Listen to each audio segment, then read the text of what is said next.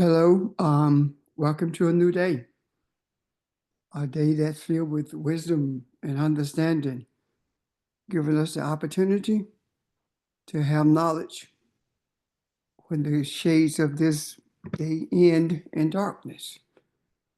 So it's February the 8th, 2025, and we are in our session on Saturday morning. I want to ask if there are any questions or comments before we delve into anything else.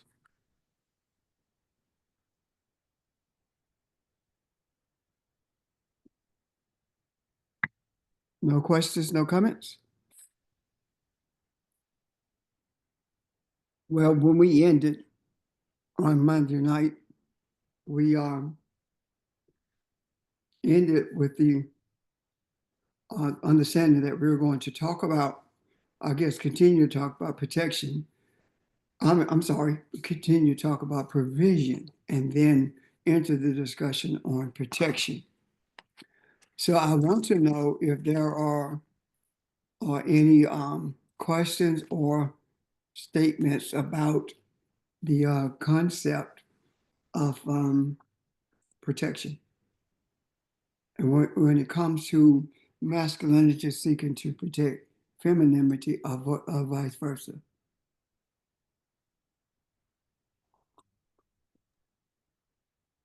This is Vermel. Good morning.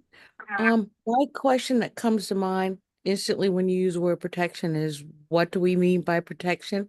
What does that look like spiritually? And I think for me, that was my question in terms of provisions also. What does it look like spiritually?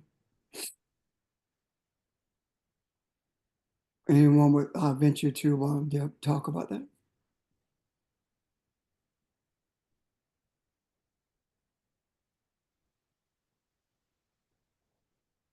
Good morning. This is Audrey. It just makes me have more questions. Because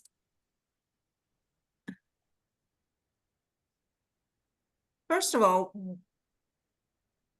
our conception of protection, I mean, what are we really talking about? And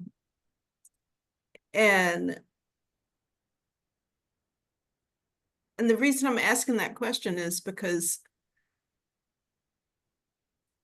there may be the spiritual side of it, but in everybody's heads, it's the literal physical side of it, I think. But that literal physical side of it is really shaped by our religious backgrounds, I think. So my question is, what are we really talking about when we say protection? And that's the clarity that we're searching for, because you're absolutely right. It has been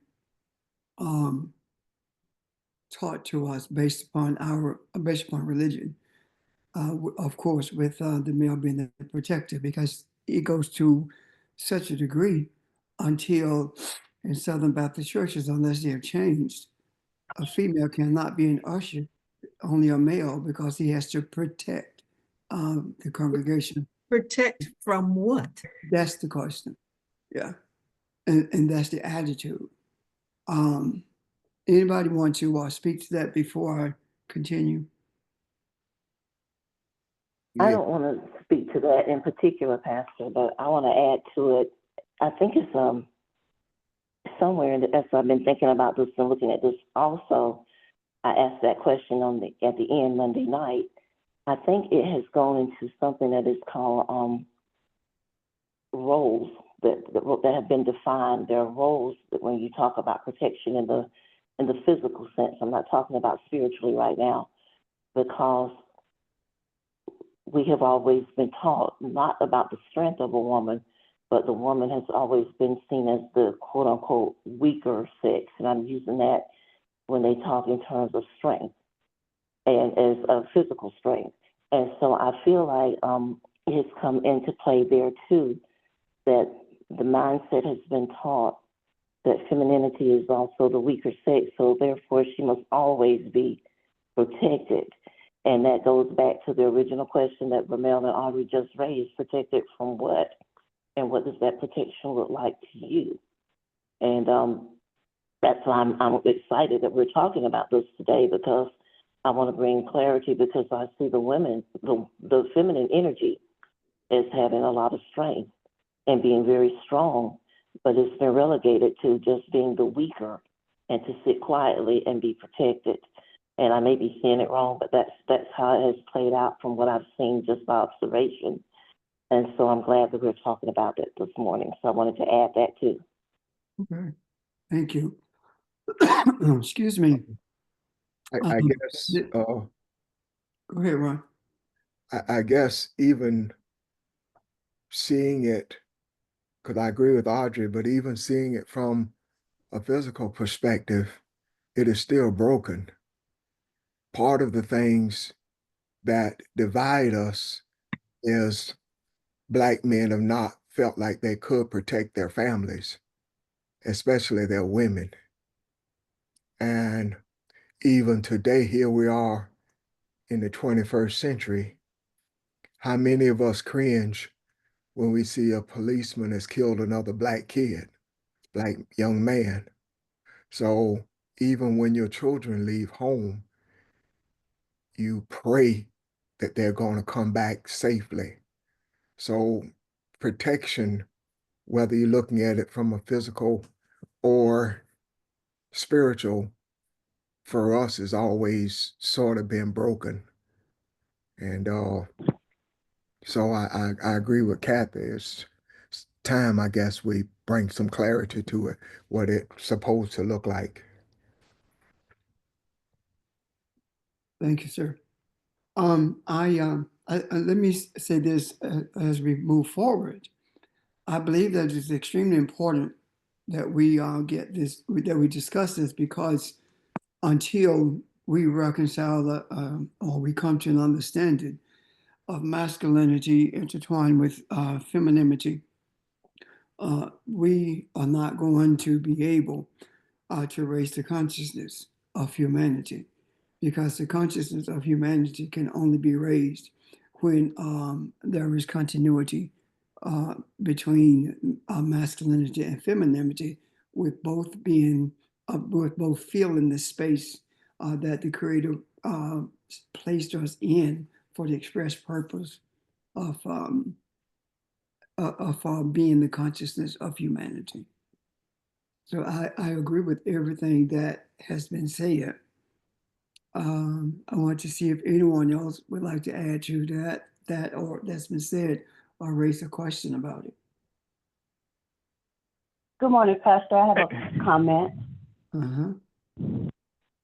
I remember when I was married, and this is an example of being protected. Mark would always answer the door, especially at night. We did not answer the door. It wasn't a power thing. It's just that he always answered the door. Now, if he wasn't there, then I would answer the door or look out the window. It's just certain things that the man would do, he would do in the house. If we were out, one time we were out and this guy was approaching my daughter, Kendra.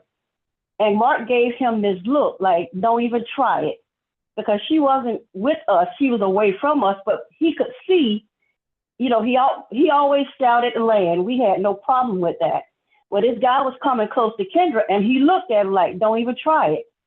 Even when we would travel, everybody knew he would lock the door that night, early that morning when we would go out of town, he always would lock the door.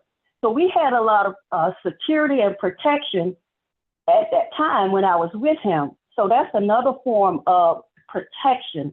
We felt safe with him because we knew he had us. So that's what I was talking about when I said we wanted the man to protect us and love us. Thank you. Thank you. Anyone else? Good morning, everyone. I just got on the phone about 5 minutes ago, and I done got me another headset.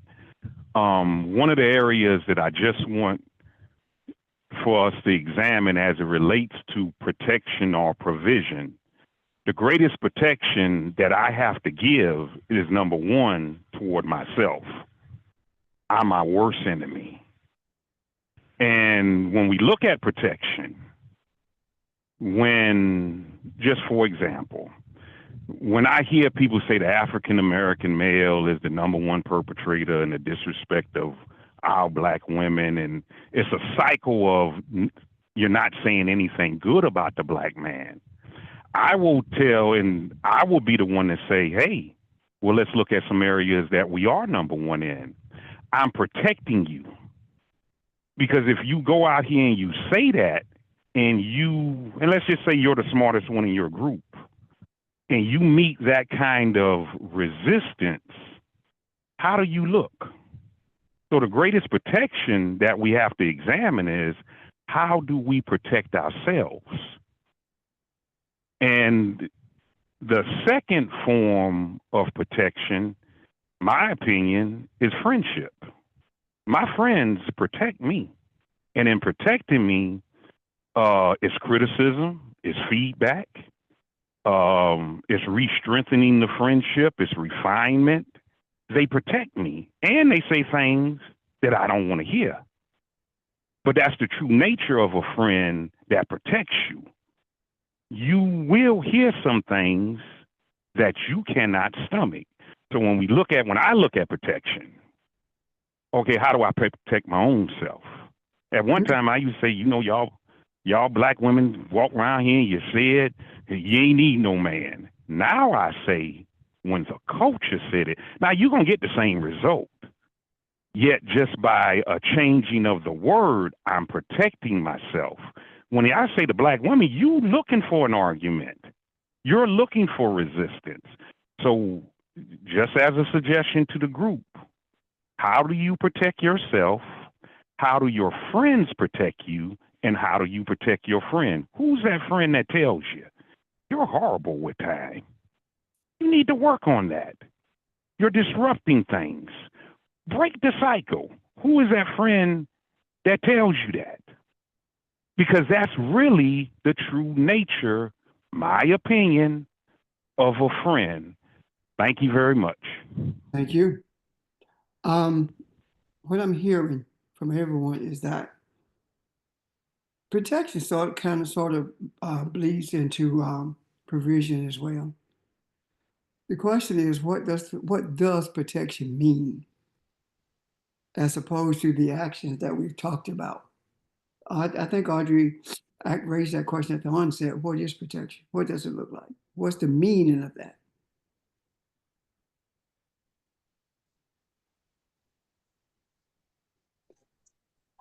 Good morning. May I add an example regarding protection? Sure. One example that I've seen is during conception, the sperm enters the egg. And when it enters the egg, to me, I see the egg as being some form of protection for the sperm, so the baby, the fetus can grow. So I also see the female's womb as protection for life that both male and female can exist. Thank you. Thank you. Any comments on that? I see very clearly the example.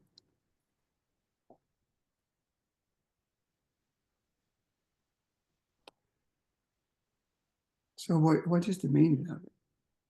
Well, I think maybe we can find that meaning in Genesis when it talks about the help me means hedge, to hedge around. Can you see that? Anybody want to speak to that?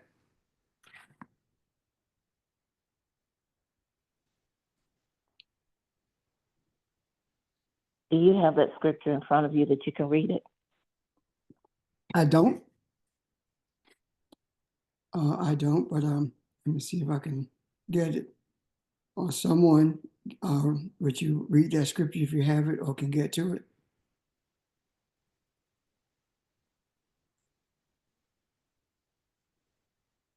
Okay. Is helpmeet in reference to the male or the female? That's Or the both? Go ahead. That's the question. It calls the female the helpmate, but I think that was manipulated. That's again my opinion on that, but I think that was manipulated. Go ahead. Which way, Ron? What do you mean? Uh, don't I think what it is saying is when you come together and work together, you when you change that mindset that you uh become protection for each other for what you were created to be. So that uh hedge and protect it also means to stand against and oppose. So there will be times when you lose focus of who you are and what you're created to be. And most of that is through our thinking, through our minds. And you protect. How many times have you said, you know what? Why did I do that? How many times have you say, I'm not going to follow that up? That's the protection. I know when I'm walking out of bounds, or you say to yourself, you know what?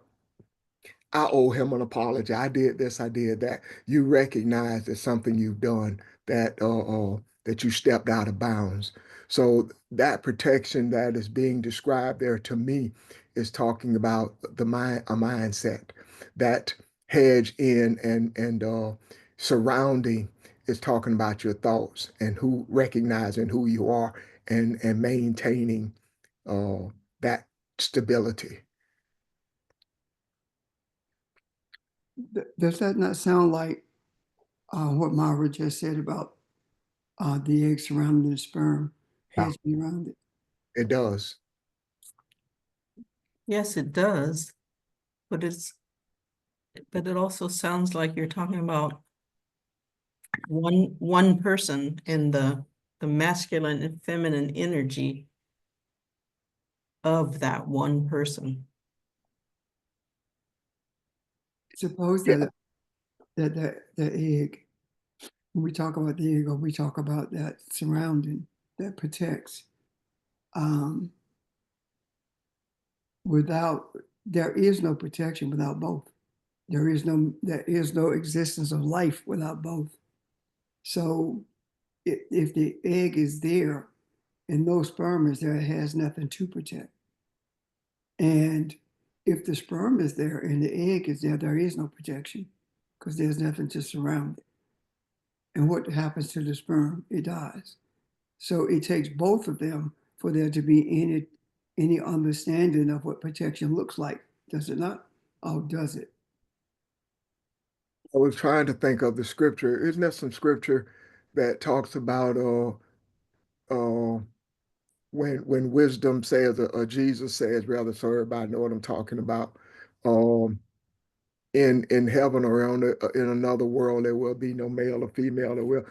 I think he's talking about when we gain understanding and pointing to what Audrey is saying that you don't there is no male female.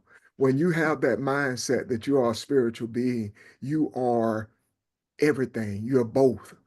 And whatever both looks like is what it looks like. So when you become balanced uh, in your thinking and in your way of understanding, and you become that enlightenment, not only for yourself, as George was saying, but for those that surround you, then it is not a male or female thing. You become what is necessary to mankind. So in Myra's example, and as you said, it takes both. So are we saying that, seeing that there is no such thing as individual protections or individual protector rather? that protection is fluid, and the fluidity of it is depends upon what is being protected at that moment. If we look at it spiritually, what we see is that the egg, or the egg that surrounds the sperm, that in itself is neither male nor female at that moment. Therefore, the protection itself falls on the shoulders of both of the egg, and the egg being in that position to be surrounded by that. But I'm sorry, the sperm being in that position to be surrounded by the egg, so that there is the possibility of life as a result of that. So when we're looking at it spiritually, um, or we said that the the sperm the sperm does represent masculine masculinity, and the egg represents femininity. So in where we are at this stage in our lives, in this society, then it is obvious that the protection that Myra described, and she also said about the womb. So when we look at the spiritual womb protects the egg and the sperm, the masculine and the femininity, and out of that feminine womb comes a male or a female, or both, in terms of twins.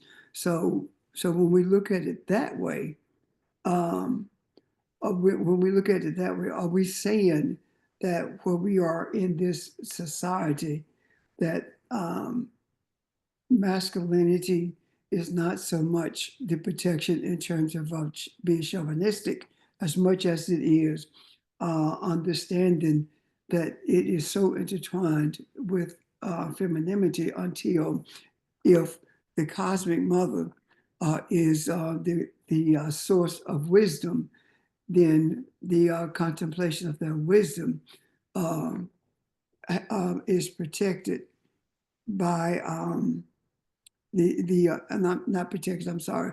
The contemplation of that wisdom consists of male and female energy, because if understanding comes out of wisdom, then is understanding masculine. So are we now a feminine group? This dispense with all the male bodies, all the female bodies. Are we a feminine group spiritually that is surrounding the society for the express purpose of birthing something that is capable of bringing order to this society? Are you with me so far? Or do I need to repeat that a different way? Sage, please repeat that in a different way. Okay. Oh, we said that we meaning those who have chosen to travel this journey, right? Everyone on this journey, when we are talking, that's one thing, but everyone on this journey is an egg, or feminine, and representing feminine energy. And the purpose of this feminine energy is to be a protection for humanity, meaning that it surrounds humanity and it infuses in humanity the principles of Mayat, by not necessarily repeating them, but the energy of those principles, I should say. And in doing so, it begins to shape both femininity and masculinity in the way that it was intended to be from the beginning. And as a result of that, we get we get harmony, we get balance. Does that make sense?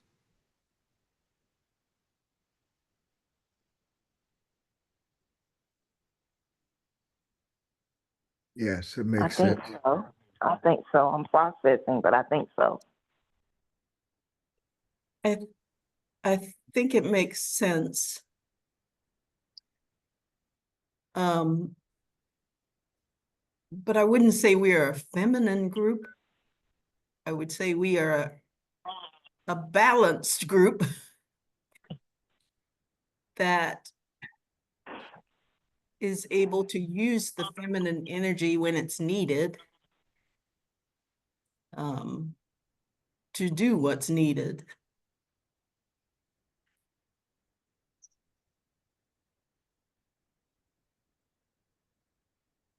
Anyway, that's how I see it. Okay. Being a balanced. Go I'm ahead. sorry. I'm sorry. Go ahead. Being a balanced group then, based on what you said, Audrey, we birth what we need to birth. And we have to be impregnated first. So the seed impregnates us and we birth what we need to birth. So what is the seed? The seed is the understanding of their wisdom, right? And the offspring of that seed is knowledge, experience. Yeah. Does that make sense? That resonates. Okay. Right. Well, you're making me rethink what I was going to say. So let me think about it some more. Okay. Pastor, sorry. Great. This is Kathy. I'm still thinking because I know it's got to be something more than I listened to what Evelyn said about when she was married and the roles that man played, and that gave us, and the men in our society definitely give us a sense of security. No one's taking anything from anyone in that. But I think when you seek, I think there's another piece of this thing, because if it was just about a physical male providing physical protection, then someone like me who is not married would never have had protection, so to speak. So I knew that couldn't be what it was. And as I'm listening to the conversation today, I see protection as being spiritual intuition. And let me tell you why I say that. I remember this very clearly, and I was a child no more than maybe 5 or 6 years old. But I was always very outspoken and would just ask why and what are you saying? What, that was just me. That's my nature, always has been. And I was with my father, and we were out going to the store and living in the South. You know how the Caucasian would always want to start something with you so that they could attack you. And I remember they walked up and said, "Hey, boy, where you going? What you doing, boy?" to my daddy. And as a little girl, who at that time, everybody knows, I was a daddy's girl. When I was very little, I started out being 100% daddy's girl. It rose up in me to say, why are you calling my daddy a boy? He's a man. Because I knew that. But something in me said, be quiet, not the time. I waited until I got into the car to say, Daddy, why did they say that to you? And he went on with the explanation of, this is just the racist South. That's how they speak to us sometimes. Because my dad was very docile, didn't come back at them because he knew it would not have ended well for him.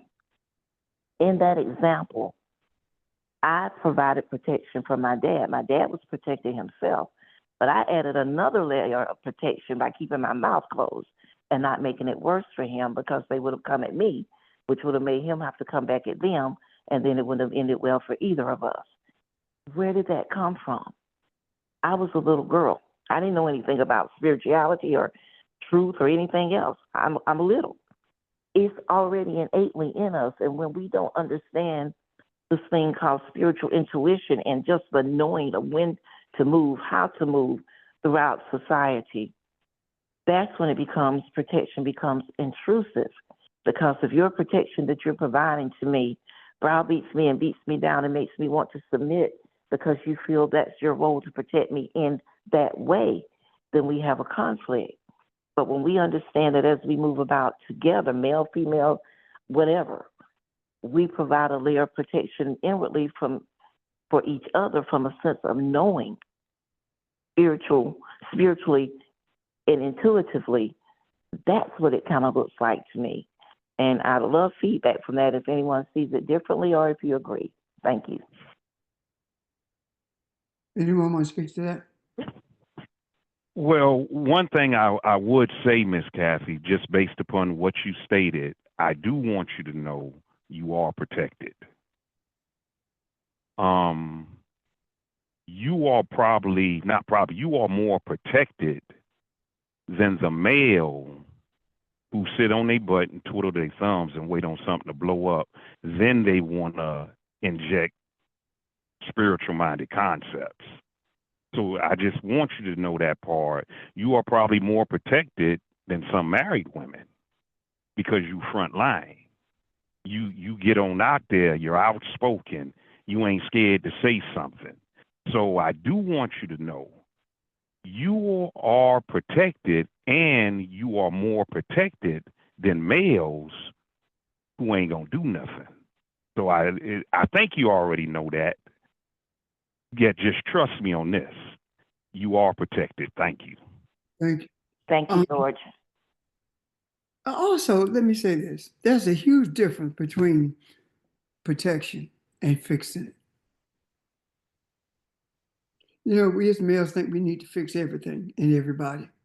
It's a difference between protection and fixing something. Does that make sense? Or can you see that? Yes. Yes. So I think that what you described, Kathy, well, all of you really, in terms of protections described, are examples of spiritual protection. When we start talking about fixing something, especially when we're talking about fixing something that a female is going through, we're trying to make it better. We're trying to fix it because we feel like she's too weak to fix it, when all she needs is support while she fixes it. Does that make sense? Yeah. Yes. Mhm. Yes. So that in itself is a misnomer when we if we think about that as being protective. And one of the most difficult things, and I can say that for me, is refrain from trying to fix something. Because I thought that was the primary role of a male in relationship to femininity, and that is to fix it. And most of the time, when I think about fixing it, it's not even broken. It simply is an opportunity for her to be further strengthened by virtue of going through whatever it is, and all she needs is my support, as opposed to my my opinion about what she ought to do. Does that make sense? Yeah. Yes, it does. Mhm. So I think that we are on we're on the pathway of understanding what protection is. And what I see thus far is that protection is something that is provided. So provision and protection bleeds into each other. But I also see that we are growing in our insight as to the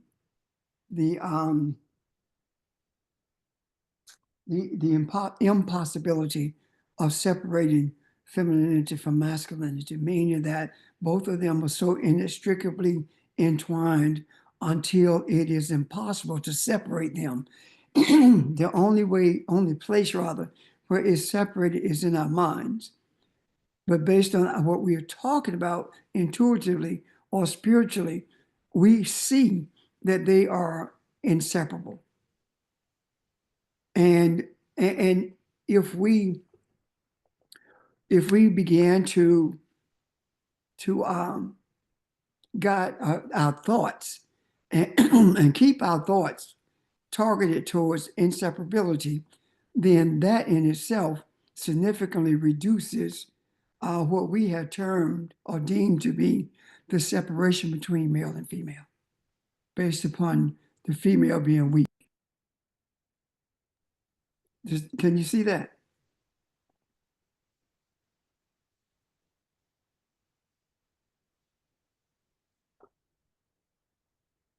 Guess not.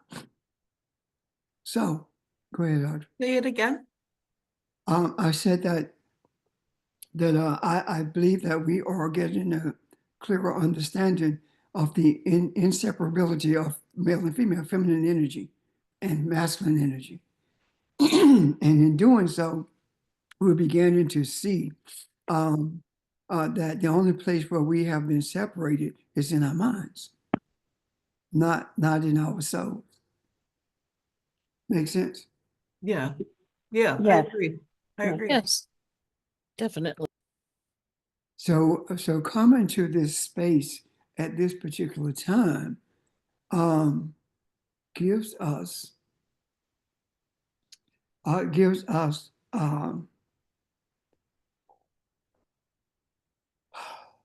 the strength that we need at this given time in the history of this the world, or this world society, because if we are not able to embrace that reality, even though we may not be able to put it into words, to be able to embrace that concept gives us what we need in order to be able to shield humanity from the destructiveness that's pointed at it. What do I mean? The air of fear is so thick you can cut it with a knife.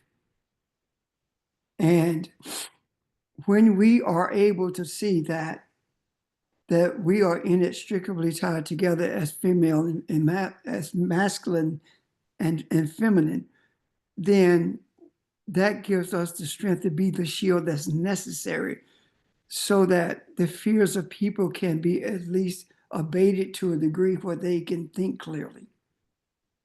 Because right now, the purpose is to inundate people with negativity, causing them to be afraid of what is coming next.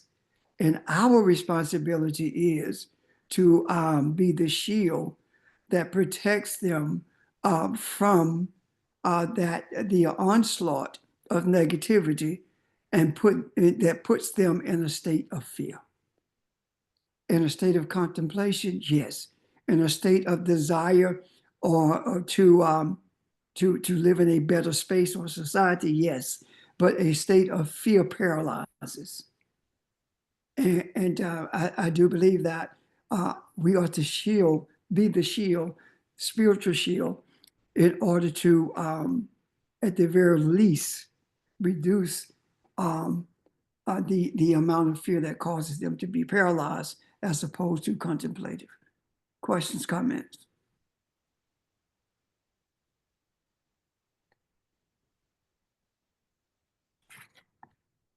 And what exactly would that look like? That goes back to, it's an energy. It's intuition. It's knowing from the inside what to say, when to speak, what to do, how to feel. It's all from the inside, this protection. Am I seeing it wrong? No. I'm going to delve into something, okay? We influence the mindset of humanity. And if we cannot embrace the masculinity and femininity as energy forces being one entity, with different what? But one energy, but different aspects of the human. If we can't see that in us, then we can't influence the mindset of humanity so humanity can begin to see that they are not powerless. They don't have to understand masculine or feminine energy as we're talking about it, but I do believe that they have to feel secure. George said earlier, Miss Kathy, you are secure, you're protected.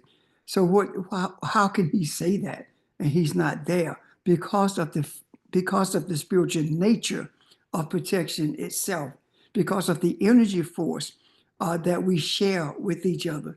And that same energy that protects Kathy and Spy Miracle Audrey in Mexico, that same energy is the energy force that we have to that we are releasing to the macro when we are able to embrace it as a reality. If we are on the fence about it, or if we don't believe it, then releasing it does no good. So even though there are things I don't yet understand, when they resonate with me, I embrace them. So right now, I may not be able to simplify what I'm saying in terms of masculine and feminine energy being inextricable to some people.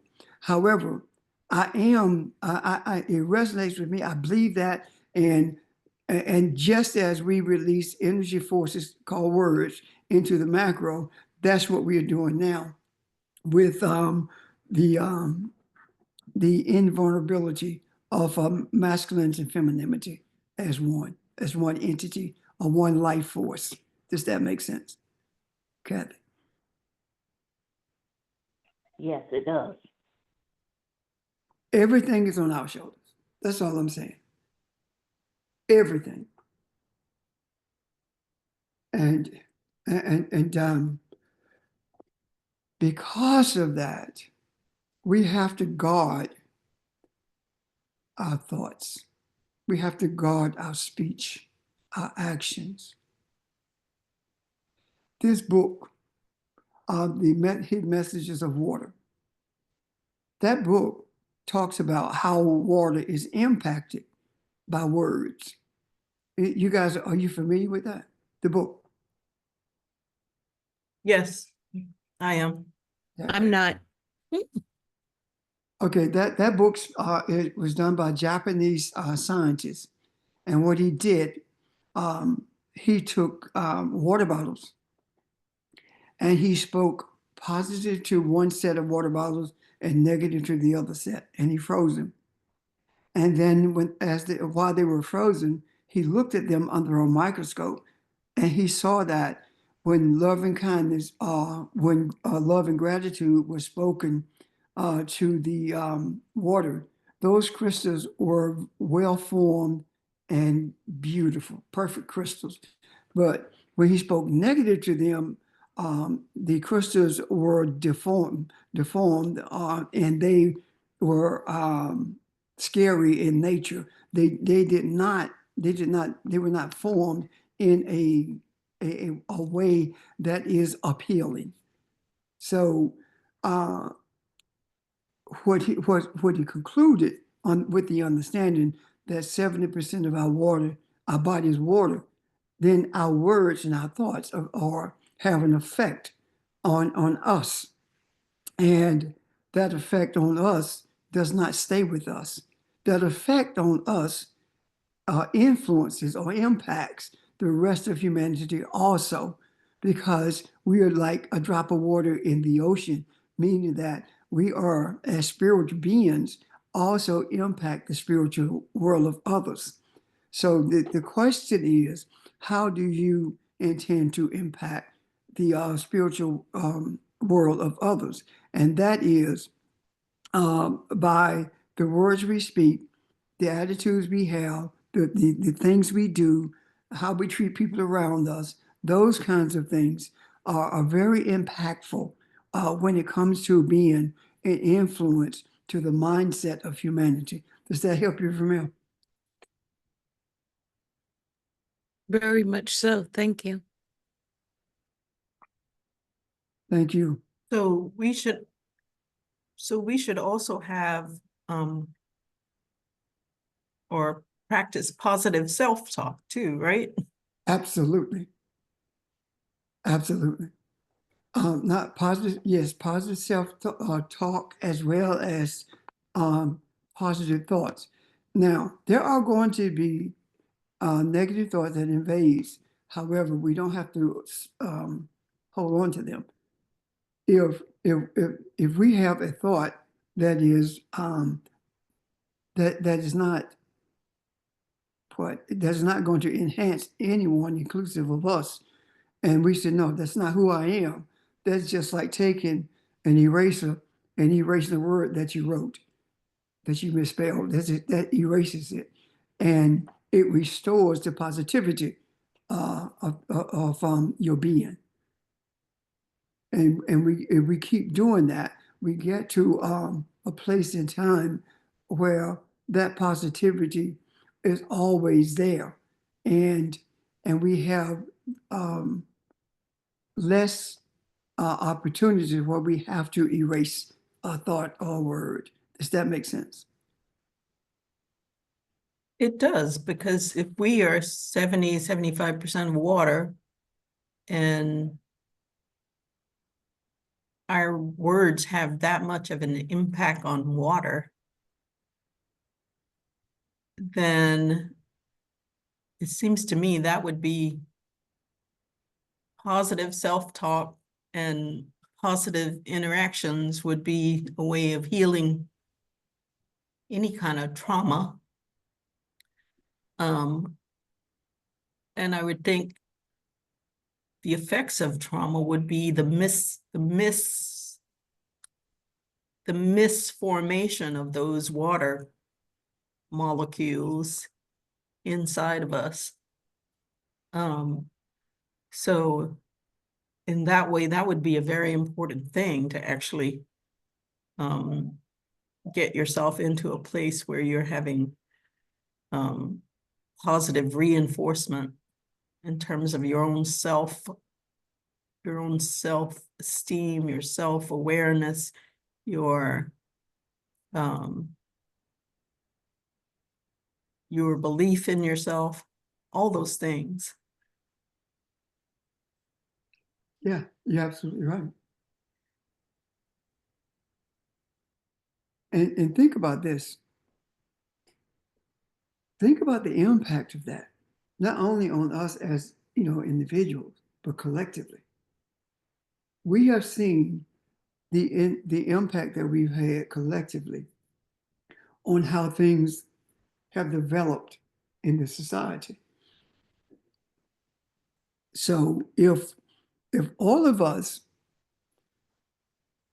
are committed to the positive self-talk as well as the thoughts and interaction with other people, and not allowing them to influence our way of thinking or talking or acting by virtue of their negativity, then how quick will we see a change in society? Because we have seen it already with us struggling to understand these things. But now will we are embracing them, how quick will we see a change? And this type of change is very needed at this time. It's needed at this time more than ever. Why? Because our thoughts and our words together are one thing when we are here Saturday, Sunday, Monday. But they're even more powerful when we are in this same space 7 days a week in terms of our thoughts, our speech and interactions. That way, this fear that people have this chaos is not going to last as long as we think it is. The length of its run is predicated on the desires of our heart in terms of the way we speak, talk, and interact. Make sense to you guys? Yeah, it makes perfect sense. Yeah. And it kind of goes back to what Kathy was saying about protection is our intuitive, it's our intuitive sense of knowing when to speak and what to speak. Yes. So yeah, it goes very much farther than just physical stuff. So where we are at this moment, what you say is we started with questions within and as well as questions verbalized about this. And here we are now at a spiritual place in terms of our embracing this reality of the way that femininity and masculinity interacts with each other. And without either one interacting, there is no life. When we embrace that, now we begin to see that there is no life without this understanding. And what I mean by that is there is no life in this society. People are breathing, but they're not living. They're not living in peace, which means that they're not living. The objective for us being created and brought into this earth was for us to live in harmony. And there is no harmony right now. Matter of fact, it's more chaotic than ever. And we are the catalysts to bring order to this chaos. And I do believe, and I reiterate, our impact, our influence on this society is predicated on how we speak, talk, and interact. And that determines how long this chaos will last. If you are tired of it, or if you are afraid of it, stop trying to figure out what the end is going to look like and embrace the reality that you are the power that the creator uses to bring it to the end, bring it to an end. For the weapons of our warfare are not carnal, meaning that the weapons of our creator are not physical. The weapons of our creator is us, the spiritual essence of our being.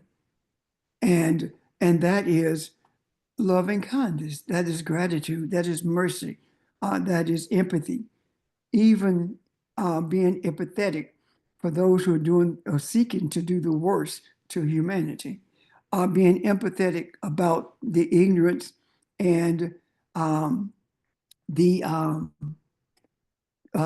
lack of humanity of Elon Musk or Trump. These are not men.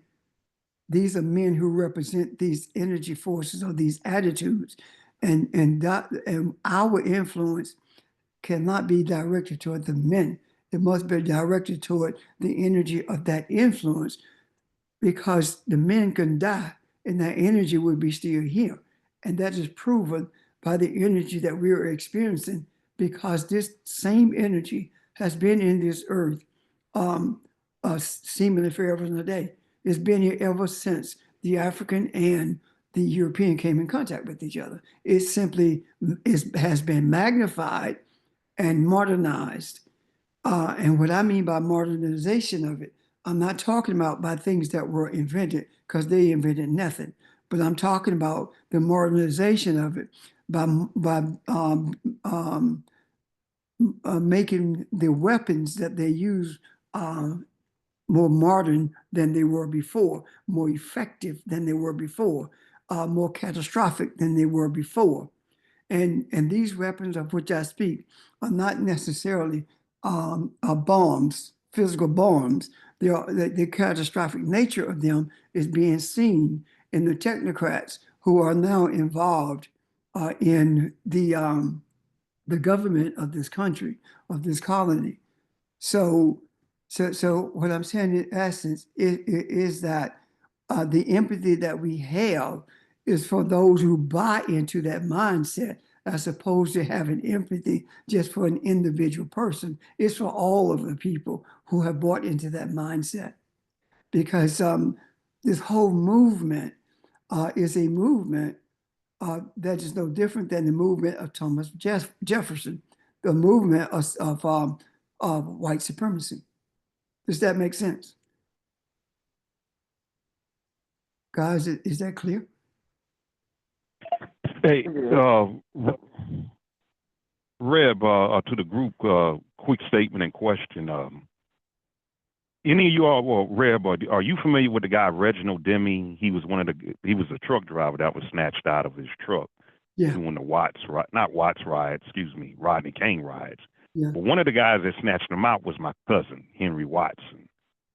And one of the things that Reginald Deming, I hope I'm pronouncing his name correctly, one of the things that he said was, I forgive him. And he asked the court to have leniency on him. So one of the things I'm just adding is, in bringing forth some degree of positive energy, it may be the victim that has to jumpstart positive energy in some cases.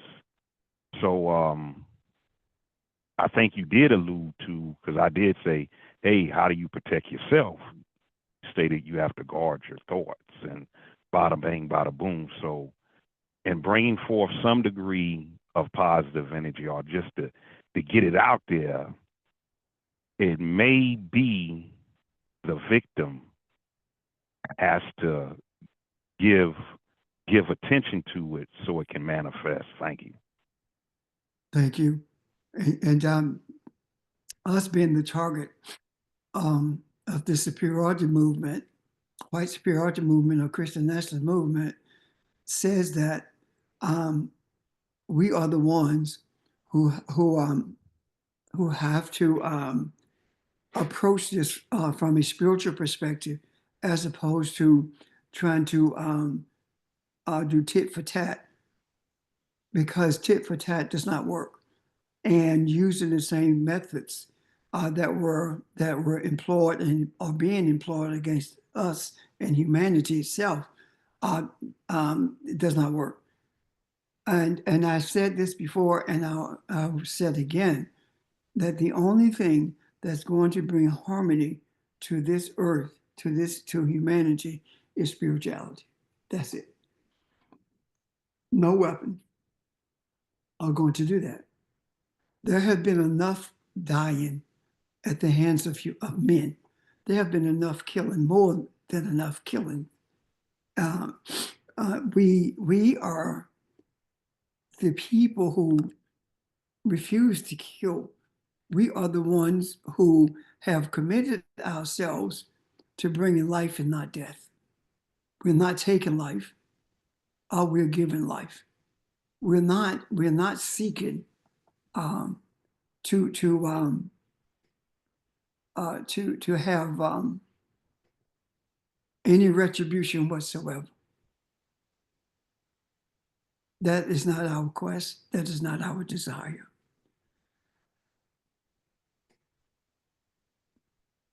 So, are there questions or comments?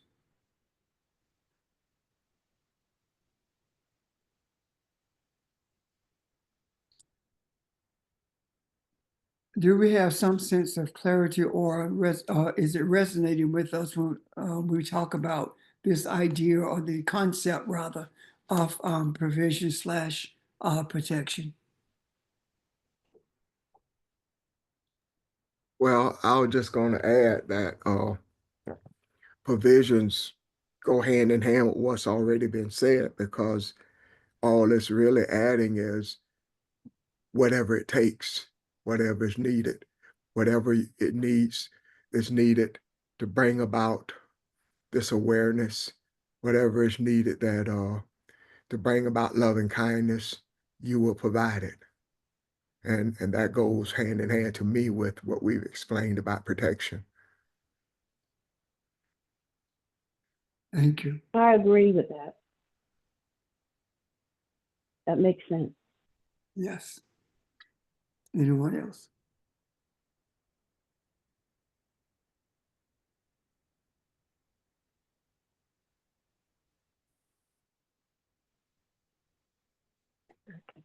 Okay.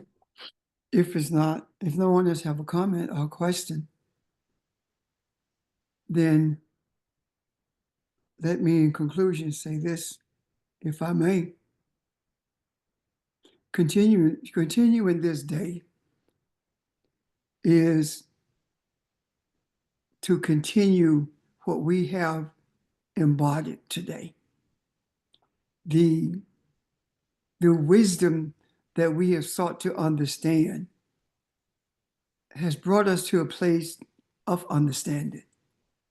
Understanding is not being able to regurgitate what you heard as much as it is embodying what you heard. And that is what makes it knowledge. That's what makes it an experience.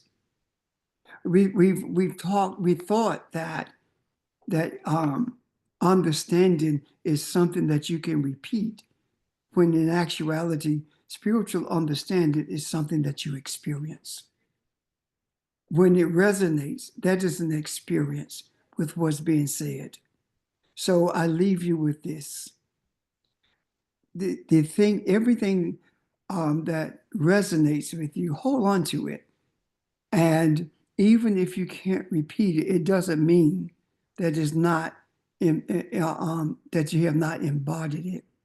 It just peeled back another layer so that you can not only see who you are, but you can also embrace the mission for which you were chosen in this earth. And in doing so, you have a responsibility to humanity. So, as I said earlier, as the shades of this day end in the darkness, let that dark period be a time when you look inside of you and make sure that you are being positive to yourself as well as to those with whom you interact. And with that, I bid you adieu. And we will see you tomorrow morning at 11 o'clock. Any questions or comments before we go?